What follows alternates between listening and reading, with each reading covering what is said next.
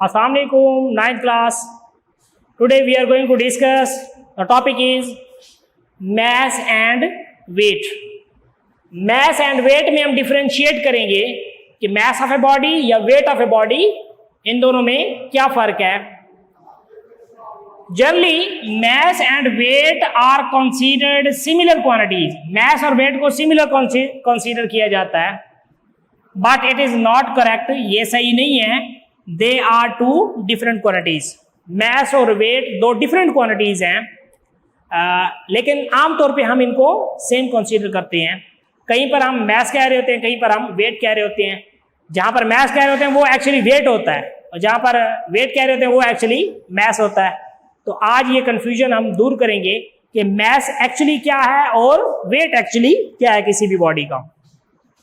Mass of a body is the quantity of matter possessed by a body. हाँ जी, mass क्या है? Quantity of matter. Matter की कितनी quantity है? एक बॉडी जो है वो एक्चुअली मैटर से मिलके बनती है, और वो मैटर कितना है उस बॉडी के अंदर? मैटर कितना है? Mass of a body is the quantity of matter possessed by a body. वो जो बॉडी है वो कितनी क्वांटिटी ऑफ मैटर से मिलके बनी है.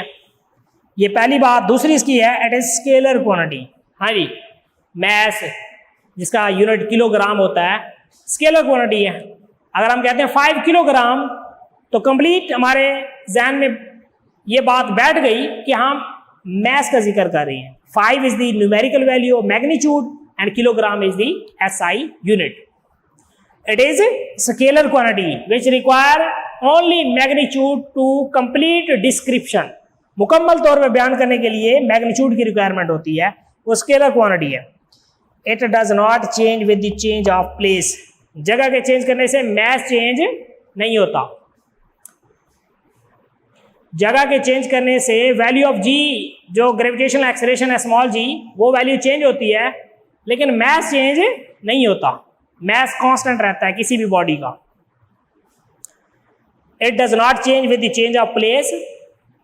Mess is measured by comparison with standard masses using beam balance. हाँ जी, मैस को कंपैरिजन किया जाता है स्टैंडर्ड मैसेज. 1 वॉट, 1 किलोग्राम का जो हमारे पास बट्टा होता है, ठीक है, या 2 किलोग्राम का, या 5 किलोग्राम, या 10 किलोग्राम का, ठीक है, वो कंपैरिजन. अब कंपैरिजन के लिए कौन सा यूटिलाइज करते हैं हम? Beam balance. बीम बैलेंस में मैस को मेजर किया जाता है. मतलब 2 पलड़े होते हैं, एक पलड़े में हम वो स्टैंडर्ड मैसेज पुट करेंगे, दूसरे पलड़े में हम वो सब्सटेंस, वो चीज पुट करेंगे जिसका मैस मालूम करना है हमने. Unit of mass is kilogram. हाँ जी, इसका यूनिट क्या है? Kilogram. And it is represented by KG. अब किलोग्राम को हम केजी के साथ रिप्रेजेंट करेंगे. तो ये एक्चुअली जो बातें हमने 5 की हैं ये मैस के बारे में थी. अब हम वेट के बारे में देखते हैं. Wait of a body is the force of gravity acting on it. किसी बॉडी के ऊपर कितनी फोर्स ऑफ ग्रेविटी एक्ट कर रही है, फोर्स ऑफ ग्रेविटी किसी बॉडी के ऊपर कितनी लग रही है, वो एक्चुअली उसका वेट होता है. Weight of a body is equal to the force with which earth attracts it. जिस फोर्स के साथ अर्थ किसी बॉडी को अपनी तरफ अट्रैक्ट करती है वो उसका वेट होता है. इट वेरीज, ये चेंज होता है weight depending upon the value of G. क्योंकि एक्सेलरेशन ड्यू टू ग्रेविटी ये ज़्यादा हाइट्स के ऊपर कम हो जाती है और near to surface of earth maximum value होती है. और मैट्रिक लेवल पे हम कितनी पढ़ते हैं? जी की वैल्यू कितनी है? जी is equal to 10 metre per second square. किसने ऑब्जर्व किया था इसको? गलीलियो ने. एक्सेलरेशन ड्यू टू ग्रेविटी, इसका मतलब है जी के ऊपर डिपेंड करता है. जहां पर जी की वैल्यू कम होगी वहां पर वेट कम होगा, जहां पर जी की वैल्यू मैक्सिमम 10 होगी वहां पर वेट मैक्सिमम होगा. W is equal to mg, ये इसका फार्मूला है. वेट, मैस को ग्रेविटेशनल एक्सेलरेशन के साथ मल्टीप्लाई कर दे, वेट आ जाएगा. It is vector quantity. हाँ जी, वेक्टर क्वांटिटी है क्योंकि फोर्स ऑफ ग्रेविटी एक खास डायरेक्शन है, डाउनवर्ड डायरेक्शन में चीजों के ऊपर एक्ट करती है. तो सरफेस ऑफ अर्थ के ऊपर मैक्सिमम और सरफेस ऑफ अर्थ से अबव ये वीक होती जाएगी, कम होती जाएगी. It is measured bye spring balance.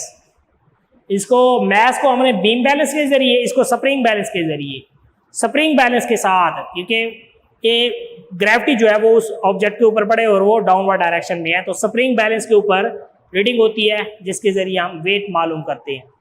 लेकिन हम क्या करते हैं, स्प्रिंग बैलेंस के ज़रिए हम उसको मैस कह रहे होते हैं, किलोग्राम मेजर कर रहे होते हैं, और जो बीम बैलेंस होता है वहाँ पर हम वेट कह रहे होते हैं, वजन कह रहे होते हैं। तो वो गलत टर्मिनोलॉजी है हमारी। तो इसके साथ साथ मैस और वेट के साथ साथ हमारे पास यहाँ पर दो एग्जांपल्स दी हुई हैं, वो एक्सप्लेन करेंगे कि एक बॉडी ऑफ मैस है 5 किलोग्राम, जिसके ऊपर हम फोर्स अप्लाई करें तो उसमें एक्सेलरेशन पैदा होता है 10 metre per second square. When a force acts on A mass of 5 kilogram object, it produces an acceleration of 10 meter per second square. If the same force, वही फोर्स जो 5 kilogram के ऊपर लगी है, if the same force is acted on 8 kilogram object, then what will be its acceleration? तो m1 m2 दिया हुआ है, a1 दिया हुआ है, a2 कैलकुलेट करना है, तो न्यूटन सेकेंड लॉ इसमें लगेगा, F is equal to m1 a1, F is equal to m2 a2। इनके साथ 1 2 क्यों नहीं लगाया, क्योंकि फोर्स सेम है। अब ये आपको पता होना चाहिए कि 5 किलोग्राम के ऑब्जेक्ट में इतना एक्सेलरेशन प्रोड्यूस होता है। अगर मैस बढ़ा दें, 8 किलोग्राम कर दें, फोर्स वही हो, एक्सेलरेशन कम होगा या ज्यादा? तो मैस बढ़ गया तो फोर्स एक्सेलरेशन उसमें कम प्रोड्यूस होगा, मीन 10 से कम होगा हमारा आंसर। दोनों इक्वेशन 1 और इक्वेशन 2 को कंपेयर करें। m2 a2 is equal to m1 a1, a2 calculate करना है हमने, m2 नीचे डिवाइड कर दें, m1 5 है, a 10 है, m2 8 है, 5 multiply by 10 50 divide by 8 6.25 metre per second square acceleration produce होगा किसमें, 8 किलोग्राम ऑब्जेक्ट में। तो देखिए पहले हमारे पास 10 मीटर था, अब एक्सेलरेशन क्या हो गया, कम हो गया, क्योंकि मैस बढ़ गया। Acceleration is inversely proportional to mass. अब हमारे पास है एक साइक्लिस्ट है जिसका मैस हमारे पास 4 किलोग्राम है, और वो फोर्स अप्लाई करके 200 न्यूटन फोर्स अप्लाई करके 3 मीटर पर सेकेंड स्क्वायर का एक्सेलरेशन प्रोड्यूस करता है। अब वो कहता है रोड और साइकिल के टायर के दरमियान force of friction apply find out करें, force of friction F calculate करनी है। पहले तो हमें अप्लाइड फोर्स निकालनी पड़ेगी, net force F is equal to ma net force के उस मैस और एक्सेलरेशन 120 न्यूटन, तो net force is equal to applied force minus force of friction. Force of friction को इस साइड पे लेके हैं, बल्कि अभी नेट फोर्स 120 है, अप्लाइड फोर्स कितनी थी 200 माइनस फोर्स ऑफ फ्रिक्शन।